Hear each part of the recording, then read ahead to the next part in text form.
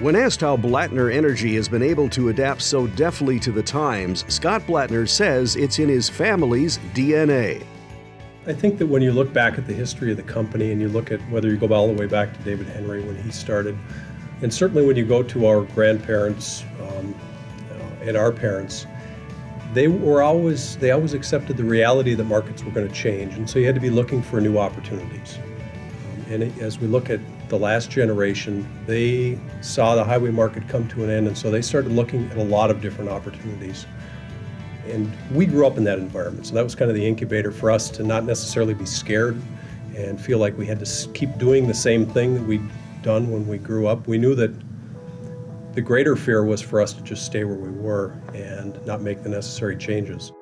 This willingness to change led them out of primarily being in the heavy machinery construction business to embracing wind energy. Today, the company is the country's leading wind energy contractor. We just believed that this was a safe bet to make, and in the face of expiring production tax credits, it was somewhat risky, but we were also still building railroads in the 2000s, and we were doing a little bit of highway construction work. I think as you look at wind energy, it was a good bet. It could have gone the other way. There was a little mix of luck, but there was a lot of planning that went into it. Not that it was easy to step out of work that the family had been doing for generations, according to John Blattner. Made all of us uncomfortable because we've been doing highway heavy work for many, many years. It was the bread and butter of the company for a long time. And for us to make a change and say we're not doing that anymore was a big decision. So there's really no secret. We spend a lot of time strategic planning and discussing. Besides Scott and I, we've got other family members, we've got non-family members that are all part of the executive team and other key managers that we vet all these issues out frequently. There certainly have been challenges along the way, including a period 15 years ago when cash flow was a problem due to clients not paying their bills on time.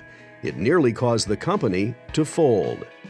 When you decide that, when we leave this meeting, we might not have the answer we like, but we're comfortable turning the lights off and not walking back in the door.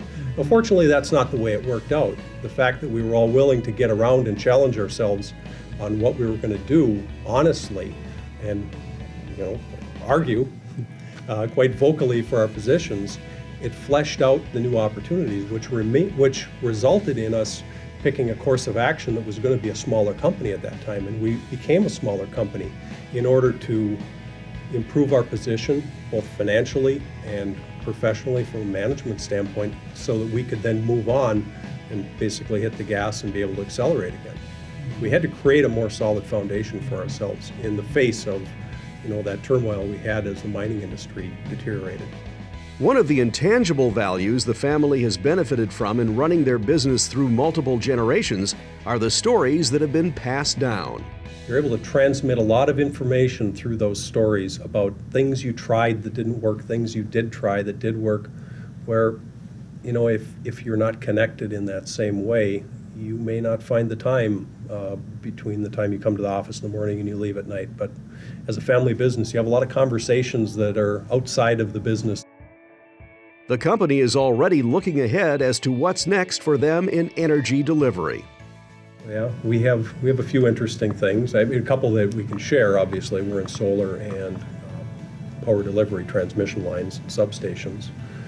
So, in general, we see power as an industry that we're going to be in for a long time.